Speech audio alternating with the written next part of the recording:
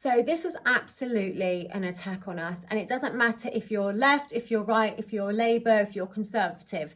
It is a complete attack and has been by this government and our previous government. So what are the most important things? Well, food, water and shelter. There's already been an attack on our water. It's been sold off, privatized. Many of the companies that own the water now don't even reside in the UK. They're not British companies. Our water's been sold off. Their loyalty is with the shareholders. Their loyalty is not with us, the customer. That's why we have sewage in our water. That's why sewage is discharged into our rivers. That's why they haven't upgraded or really maintained the infrastructure that's there, because they're putting all their profits to the shareholders. Then you have accommodation. There has been a non-stop attack on small landlords. So what does that mean? It means that these small landlords, it's no longer viable for them to do so. So the people that own 1 or 2 or even 3 properties just sell up. And guess who buys them? The big investment companies, the big corporations. You've got your Blackstocks, Vanguards, Blackstones.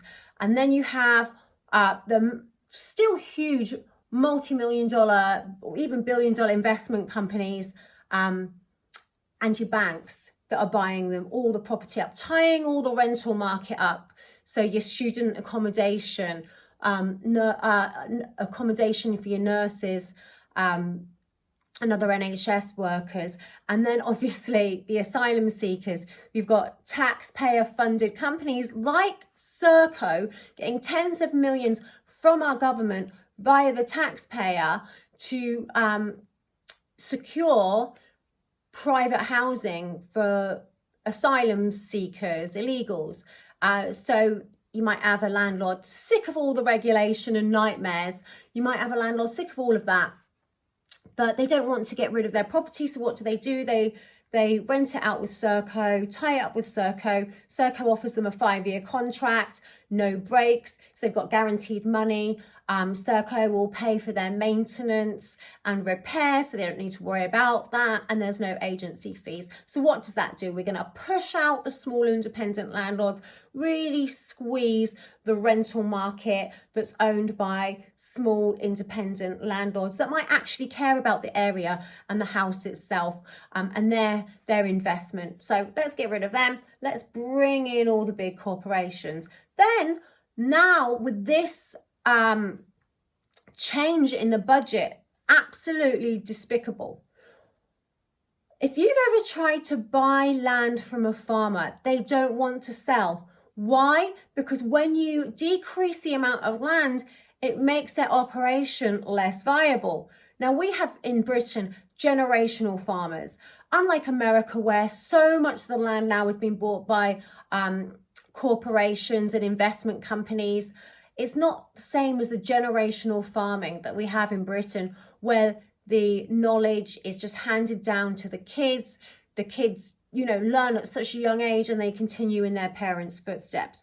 That's not going to happen anymore, because once the owner of the farm dies, the land will have to be sold in order to pay the inheritance tax. So I don't see why a farmer would want to work those long hours anymore. He can no longer hand the land down.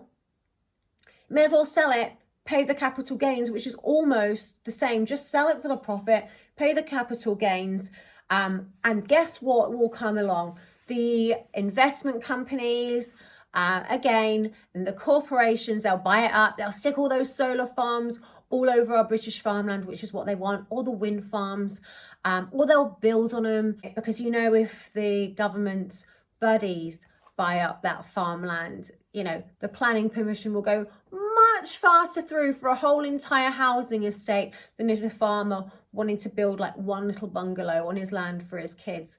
So that's what we're going to see happen. We're going to see a complete shift. We're going to see these farmers not being able to hand everything down to their children anymore to keep farming, because there's no longer an incentive for them. The farms become less viable as they have to sell parcels of land off, if not the whole farm.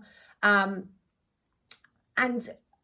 farmers will just say, what's the point anymore? What is the point? Now, people have said to me, why do I care about British farming? Well, I eat.